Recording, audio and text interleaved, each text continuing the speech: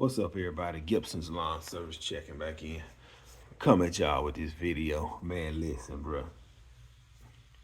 God is merciful. God is merciful. Let me tell y'all what happened to me. Remember I told y'all, I don't know, this phone just got a blur. But if I hold it up like that, well, he fixing to hold the phone up like that. See something, y'all. Anyway, yeah, I remember I told y'all I was driving my car to work and it just started overheating all of a sudden, right?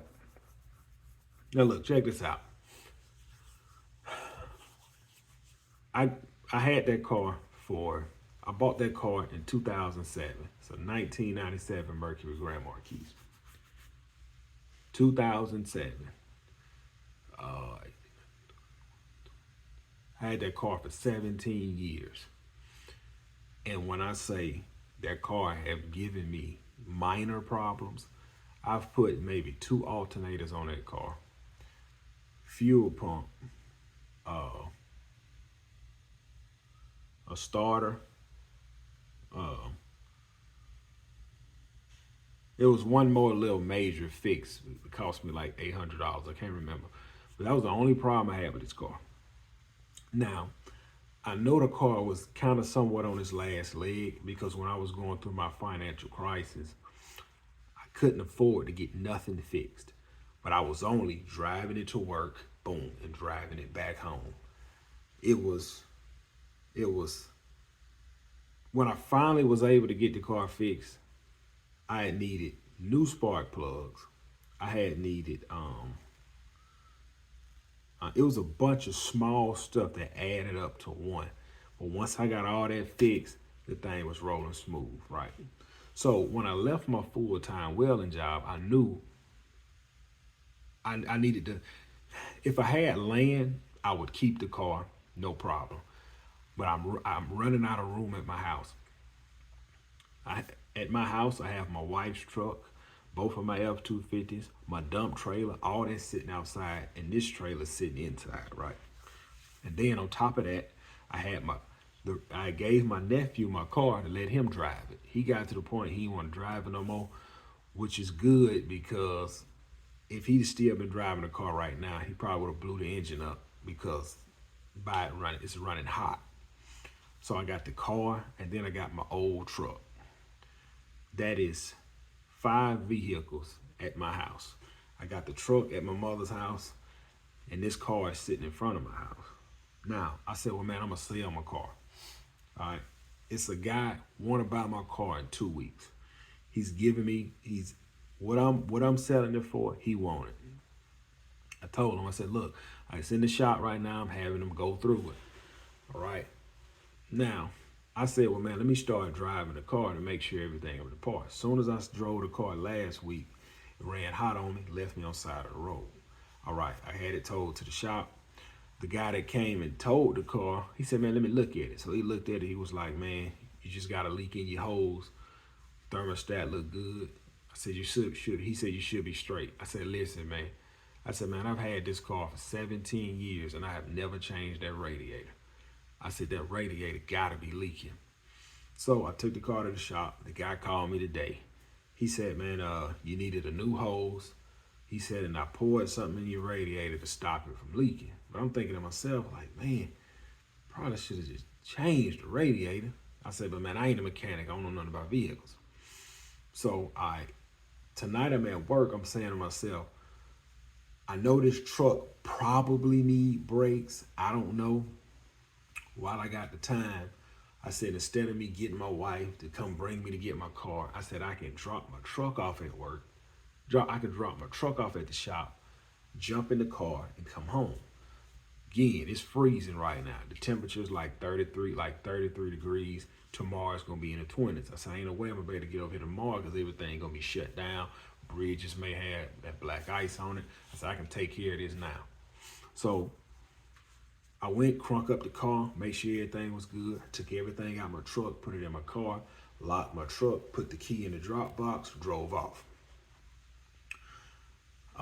Well, anyway, for me to get home, I gotta cross this bridge that literally goes like this. That's how the bridge go.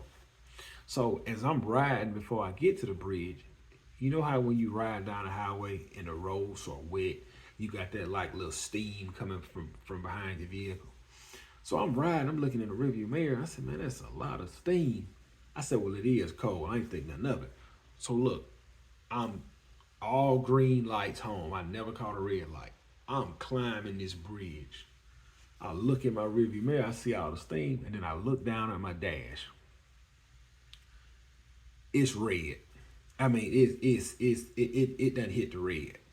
So in my mind, throw it in neutral, cut it off. Well, anyway, my needle don't work when you go from park, reverse, neutral, drive. My needle don't work, so it stays stuck on drive in between neutral and drive. So in a panic, I tried to shift from drive to neutral, cut it off, kind of coast. Somehow it went straight to park. Next thing I know, vehicle shut off. So in my mind, man, I done blew the motor. It's over with. So I'm coming down that bridge. The steering wheel locked up. I'm coming down that bridge. The first thing I'm thinking about is, man, how in the world I'm gonna get home? It is a 20-minute ride home. How I'm gonna get home? It's too far to walk. I can't call an Uber, and I don't want to deal with a tow truck. And I'm saying to myself, man, I do not want to call my wife to get her to get them kids out the bed to come get me. So I pulled a call. I sat there. I said, man, this ain't gonna work. I crunked. Now the needle, you know, when you cut the car off, the needle goes down. So I cut the car off. When I crunk it back up, I threw it in drive. I was riding 20, 30, 40, 50. That's the mileage I was going. I threw it in neutral, cut it off. I said, bro, I don't think I'm gonna make it. So I had made it a little bit ways down the street. I pulled over, let it cool off, crunk it up, threw it in drive. I said, man, just do 30 miles an hour. Because in my mind, I'm saying, let me get to the Dodge store. Because the only thing I'm thinking about is all the antifreeze done leaked out. But when I checked, before I left the shop, I checked the antifreeze. Like, let's say this is your antifreeze jug. Let's say this is your antifreeze jug. It was filled up to like right here.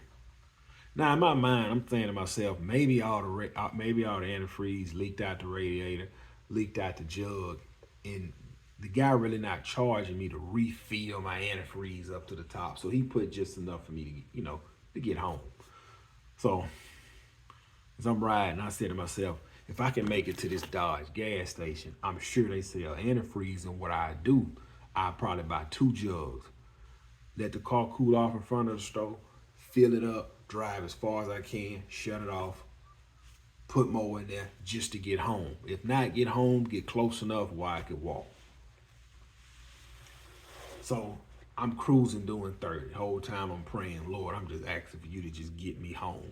And at the same time, I'm like, if you don't get me home, just get me to where that Goshen and Ocean Springs stretch at, and I'll walk it out. I'm talking about green lights all the way. I'm doing 30, just coasting. The closer I'm getting home, I'm saying, boy, it's less I gotta walk. So anyway, I make it through that long stretch I'm talking about. I make it to like the Tractor Supply where my house is. Tractor Supply not far from my house. So I start riding normal, 50 miles an hour, 60 miles an hour. The needle stayed flush. I turned the heater on. I got it all the way up to 70. I'm flowing it. The needle didn't move. When I pulled up at the house, I can smell the antifreeze. The only thing I'm thinking that happened is either it wasn't enough antifreeze in there when I was climbing that bridge, that antifreeze didn't flow right, or I didn't tighten the cap up after I checked it and it shot all over the place. But I don't think the second option happened.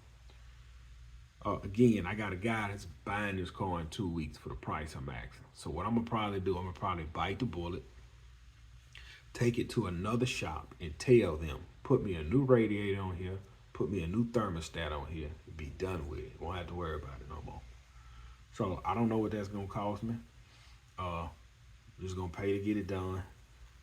My other truck in the shop right now, I'm getting I think I need brakes and rotors on it, It was something I could have done myself. I just felt like, hey, this guy can do it in a day. I don't have to fool with it. So that's in the shop, as y'all can see. My Exmark in the shop. I'm getting a full service on it, and I wanted them to go over my Exmark to see why it was taking so long to start. So the guy told me, he said, your starter got a drag. He said eventually it's gonna go out, but right now it's okay. I said, man, just put a new starter on it. So they got to order a starter, put a starter on there. Listen, I don't care about none of that. I'm so grateful God allowed me to make it home. Again, I was not waking my wife up with my kids to come get me. I'm gonna be honest. If that car would have broke down at that bridge where it broke down at, I would have just took a nap in the car because I had pulled over on the side of the road. I'd have just took a nap in the car, waited until about, because my mother come through that way to go to work. So I'm sure she would have seen the car, or I'd have called, hey, you going to work? Yeah, slide through, get me, drop me off at the house. If not, I'd have probably waited about 6, 7, call my wife. They would have kind of been up. But they wouldn't have been up, but it'd have kind of been, instead of 2 in the morning, it'd have been, okay, 6:30, 7 in the morning, okay, come get me. But honestly, by 7 in the morning, I could have just called an Uber on home. That's what I was thinking in my head. I was not waking my wife and kids up. I just did not want my kids outside, freezing cold, coming to get me. I'm fine. As long as I know they fine, I'm fine. But I don't want to sell this man his car like this. So it's gonna be, man. I gotta get it. I gotta get it done. There's no way around it. So probably Monday, because tomorrow, Tuesday, that freeze. Probably Thursday. I'll probably get this thing to the shop Wednesday or Thursday. By Monday or Tuesday, they should have it fixed. Probably, hopefully, because this guy, the other mechanic the car just came from, he only worked Monday, Tuesday, Wednesday, and Thursday. Maybe my F-250 be fixed. Maybe it won't. But what I'm gonna do in the morning, because they told us as far as working tomorrow, by everything, like I say, it's gonna get down to 21 degrees here tomorrow. And I know some of y'all up.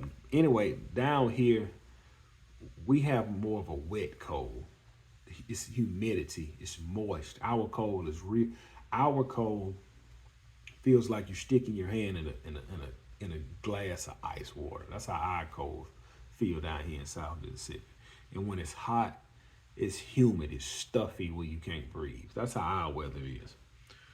But so I'm gonna get that taken care of. But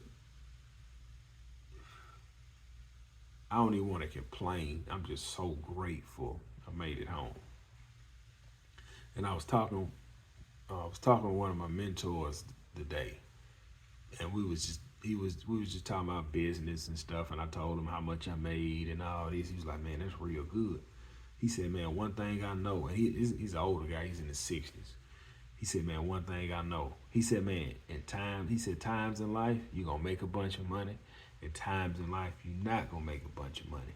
He said, with that being said, when you making the money, save it. That way, when you're not making it, you can manage what you have already saved. He said, and one thing I know for certain, God is not going to give you a family that you can't provide for. He's always going to make a way if you're willing to get up and go to work. So once again, man, screw the money. I'm just grateful I was able to make it home. I'm about to go ahead and eat, lay in my bed. And like I said, they told us tomorrow, use your own discretion as far as coming to work. And my mind was made up. I was going to go to work. Bro, it is super cold out there right now. So we get up tomorrow and see how everything flowing. If everything flowing smooth, how I think it's flowing. Because I'm going to be honest. Like, I know bridges might freeze. I wasn't worried about. My biggest thing right now, I don't want to tear no vehicle up going to work. Like, because my paid for vehicle is in the shop. The truck I just bought, I'm going to have to drive that. I don't want to damage that I just got the truck. So more than likely, because I was gonna drive my car, I don't care. But more than likely, because they changed our shift. They said instead of us doing 5 in the evening and 3 in the morning, it was like come in at 2. Come in at 2, 2:30, and we're gonna get off at 11. No, they said come in at 3, we're gonna get off at 11. But that don't make it no better, man. Like when it's cold because see it done sprinkle and it's still sprinkling. And when it get cold like that, that bridge I telling y'all I had to climb, you slide. So in all honesty, I want to work because I need to make the money for my family because I got to miss Friday because my wife got to get a root canal done and all that. So I'm going to have to miss Friday. I don't want to miss Friday and miss Tuesday. It's like your check ain't going to be about nothing. But then at the same time, you going to make the money back. I wouldn't even trip on the money. But then it goes back at the same time. Like, man, you just trying to provide for your family. You trying to do all you can. So, but again, I've been here before. I've been here. The situation I'm in now, I've been in it before with no money, with my bills behind. Like, I would never forget going broke. I'll never forget it. And I don't ever want to be back there again. That's why I'm trying to push myself to go in and go to work tomorrow. And I probably will get up and go to work and just drive slow and just tough it out and kind of take it easy. But man, like when you got a family depending on you, you do not want to come up lacking. If you've came up lacking before with a family, that's a hurtful feeling. But again, man, I'm just so grateful I made it home, bro. Because I'm telling you, I was not waking my wife and kids up for them to come out. But man, that's life. One day at a time. But I'm looking at this like I'm looking at how much money I'm kicking out. The full-time job is not covering it. It's not covering it. Like when we go do my wife's root canal, that's gonna be some money out of my pocket. And it's like the full time I'm slipping, I'm starting to slip. And I'm not meaning slip by slipping behind, but like the extra junk. You know what I'm saying? Like I went and bought some lawn stuff for my business. Today I spent like $300 on supplies for my business. And I know that more in the shop. When I took that mower to the shop, I said, look, since I'm gonna have them to go over my mower, I'm gonna go ahead and let them change the oil, change the air filter, change the fuel filter, put a new set of blades on there, sell me an extra 2 sets of blades. And the starter, I know that's gonna be another $300. I mean, $600 right there. You know what I'm saying? Now I gotta put this car back in the shop. I got my truck in the shop. It's life. You deal with these things, but that's why when you're making money, you're supposed to put your money up. You're not supposed to just be blowing money because at times like this, you need it. You know what I'm saying? So this is just something you gonna go through. That's part of life. But from now into March, I'm gonna probably be out about $6 grand on side stuff, me taking care of, on side things, sides, doctor visits. I got doctor visits, things I'm doing in my business, maintenance I need done on vehicles.